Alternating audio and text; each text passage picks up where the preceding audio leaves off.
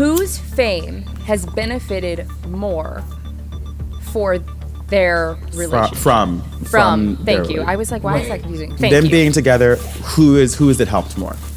All right, and time starts now. So not to get political and make it, but I do want to say that I think that Beyonce has allowed Jay-Z, Beyonce in her racial ambiguity has proximity to whiteness, and particularly with the I Am Sasha Fierce album, when we saw her get painted more white in ways that I wasn't really fucking with Beyonce at this point in time. I want to put that on the record that I didn't really fuck with her at this time, because she was really kind of cosplaying as a white woman. But that cosplay allowed Jay-Z to enter into spaces, with Deja Vu being the video, with all of these ideas of Beyonce being almost white passing in these certain ways. She and also Jay-Z did being Beautiful attached Liar to with Shakira and gave that little, exactly that Creole energy was benefited. bringing it out, right.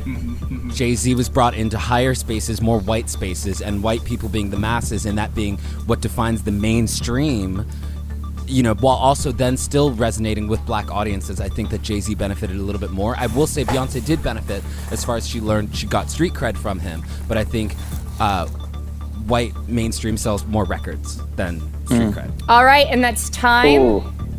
Jay-Z, whose fame has benefited more from their relationship? All right, we're gonna start with this. Jay-Z did an entire album with Linkin Park. By the way, that Linkin Park album sold 10 million record. There's 10 million sales. Kevin is a big fan of Linkin Park. Ew. Yeah. Okay. I'm just sorry, saying, we continue. talking about crossover. We talking about crossover audiences. Right. We talk about crossover audiences.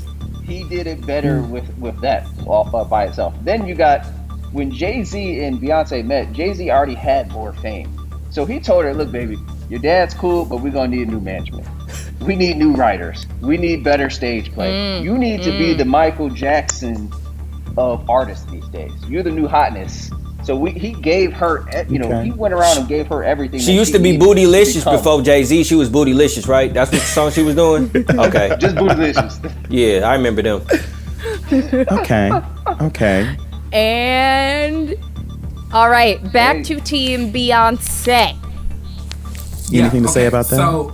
So disagree, because you gotta remember Beyonce was known globally. Period. Miss Thing. Period. Not only she was in the Pink Panther movie, she had Fighting Temptations out.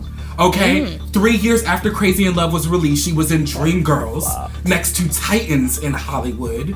Miss Thing got with Jay-Z and leveled him up. When they released Bonnie and Clyde back in the day, Jay-Z put his little flavor on the song, but that was all Beyonce. Let alone, Jay-Z's career was about to die out before Crazy in Love dropped. Y'all gotta remember that. When Jay-Z got to the top of the pop charts, it was because of Crazy in Love. And let alone, and also, let's talk about what's up. Well, I was gonna say, as far as charts go, Jay-Z's first number one record, the first thing he was ever number one on was Mariah Carey Heartbreaker. He was a featured artist on Mariah Carey. That's not true. Beyonce got her first number one on her fucking own with Destiny's Wait, okay, Child. we have Hard to Knock pause Life here. and You any guys will sample. be able to come back. Jay-Z, it's your last time for a rebuttal, and then we'll be able to go back in together. Go ahead. Oh, now I'll come in. That was not true. The Andy sample, Hard Knock Life, that was his first solo single that went number one. So It that did was not way, go number one on the that Hot was way- 100. They're Googling right now. And, look, all those movies, all those movies though he just named flopped. Remember Carmen on MTV? Flopped. Straight. All the movies was trash. Not only that, What are we talking about?